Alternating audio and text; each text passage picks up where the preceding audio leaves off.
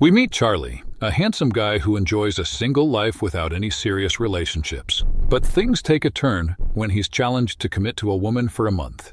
Will Charlie stick to his usual ways or discover something unexpected about love? Let's dive into the story and find out. As Charlie is out jogging, he accidentally drops his keys, and Holly, who is jogging behind him, kindly returns them. Charlie is thankful for her help because he often forgets things. They introduce themselves, and Holly realizes that Charlie is actually Charlie Mack, the photographer she admires on social media. Despite working as an agent, Charlie enjoys photography as a hobby. Holly suggests a photo shoot opportunity, and Charlie invites her to his studio. Later, at Charlie's house, he takes photos of the lady for the shoot, and things heat up between them, leading to a passionate moment. A group of longtime friends gather for dinner, eagerly awaiting the arrival of the last person, Charlie. When he finally shows up with a girl named Fawn, Ginger's disapproval is obvious. Charlie introduces Fawn, but Ginger is annoyed because she had hoped Charlie would be interested in her friend Dana. Ginger, who works for Net News, asks everyone a relationship-related question.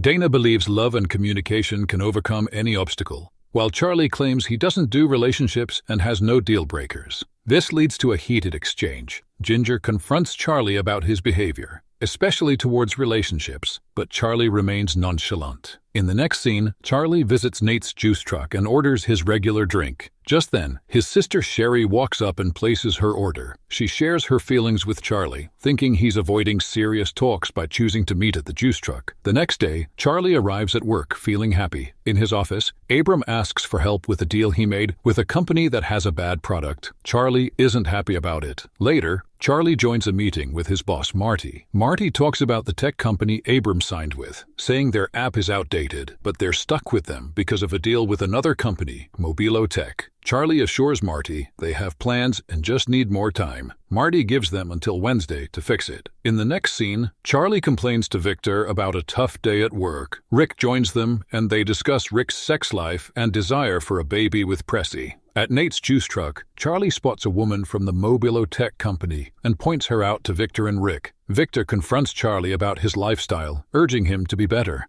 They make a deal that Charlie must only date one woman and refrain from sleeping with others until Victor's wedding. If Charlie wins, Rick and Victor will leave him alone about committing to a woman. But if he loses, Rick has to give the best man speech at Victor's wedding. While they're arguing over the bet, Charlie's order is ready, and he goes to pick it up. Coincidentally, he meets the Mobilo lady, who also claims the order is hers. Charlie is confused until he sees her name tag on it. He tries flirting with her, but it doesn't work because she overheard his discussion with his friends about her. At his office, Charlie's phone buzzes with a text from Eva, asking him to join her for burgers and fries. As they leave the restaurant together, Charlie and Eva have a chat. It becomes clear that Eva isn't interested in anything serious. Despite this, they seem to get along well. On another day, in Charlie's office, he's texting Eva. She asks for his address because she wants to visit. When Eva arrives at Charlie's place, he goes to get her some water, but when he returns, she's already undressed. They end up kissing and getting intimate, just as Eva promised. No strings attached. At Rick's house, he finds his wife trying to take a pregnancy test in the bathroom, but she asks him to leave. Pressy is concerned about their difficulty getting pregnant, but Rick thinks she's worrying too much. He comforts her, promising they'll visit a fertility doctor if the test comes back negative. Charlie goes to see his sister Sherry at work and meets one of her clients, French Montada, on the way. He pitches a deal to French as an agent, and French agrees, giving Charlie his number. Inside Sherry's office, Charlie feels grateful for her help and offers to take her to lunch as a thank you for bending the rules for him. In the next scene, Charlie gets a call from Eva inviting him to lunch. He gets to the restaurant first and orders. When Eva arrives, she silently puts red underwear in Charlie's hand, signaling him to follow her. They end up making out in the bathroom. Later, Ginger gathers her friends to share some exciting news. When Charlie arrives, Ginger announces that she's been promoted at work with a salary twice what she used to earn. They all celebrate her success with a toast. Victor goes to the bar, and the guys join,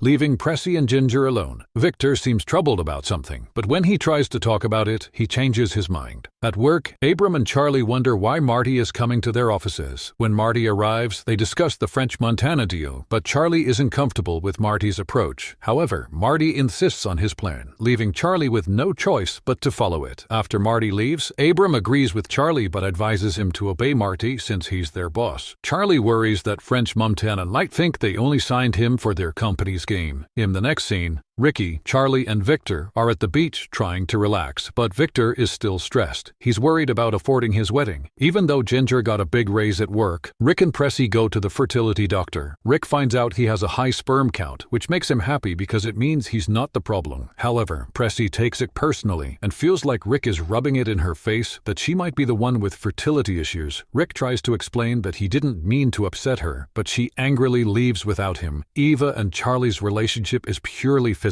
After sex, Eva surprises Charlie with a small gift for his birthday, but insists he waits to open it. Charlie wants to take photos of Eva, but she's hesitant because she doesn't want her face on his Instagram. Charlie promises to hide her face in the photos, and she agrees after he offers to sell his work. Later, they return to Charlie's house, where Eva initially hesitates to going due to work the next day, but ends up staying after they share kisses. They're interrupted by Rick, and Eva leaves abruptly. Rick doesn't want to talk about why Pressy didn't let him stay the night at first. Later, Rick finally tells Charlie why he and his wife fought. Charlie unexpectedly expresses a positive view on love, surprising Rick. Rick thinks the girl Charlie was kissing earlier has influenced him, but Charlie jokes that it's the tequila that's affecting him. In the next scene, Charlie, Victor, and Rick are at a boutique trying on clothes for Victor's wedding. Victor, excited about being the groom, keeps admiring himself in the mirror. Charlie moves to another mirror, then spots Eva wearing a wedding dress, and is shocked. He approaches her, but her friends don't realize they know each other.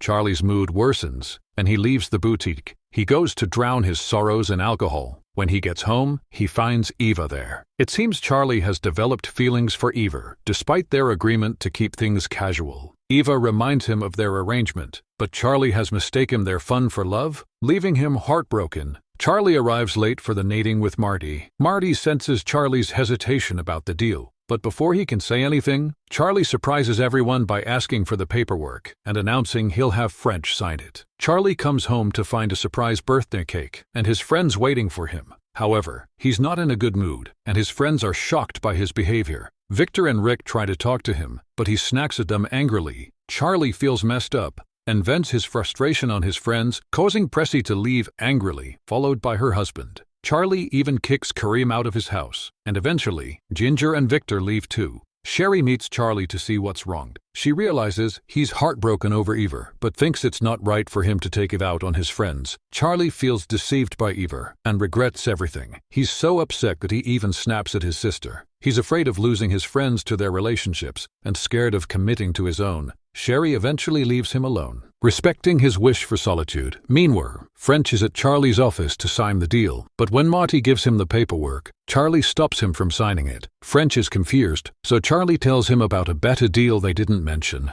Marty is furious, especially since Charlie agreed to have French sign the paperwork. In his anger, Marty fires Charlie. At this point, Charlie feels like he's lost everything. He has no friends, no family, no job, and no Eva. He goes downstairs and finds the gift box Eva left for him. Inside, he finds a camera, which at least brings a smile to his face. Feeling lonely, he finally visits his parents' grave. Charlie meets Sherry to apologize for his behavior. Sherry, being a therapist, encourages Charlie to open up even more. She's glad that Charlie is capable of loving, despite his heartbreak. After reconciling with his sister, Charlie decides to apologize to his friends too. He finds them rehearsing at the park for Victor's wedding. After the rehearsal, Charlie tries to talk to Pressy while they eat. She announces she's pregnant and jokes that Charlie will have to babysit for free as part of her forgiveness. They're all happy for Rick and Pressy. At the real wedding, the pastor officiates the ceremony, and Charlie delivers a heartfelt best man speech, bringing tears of joy to everyone.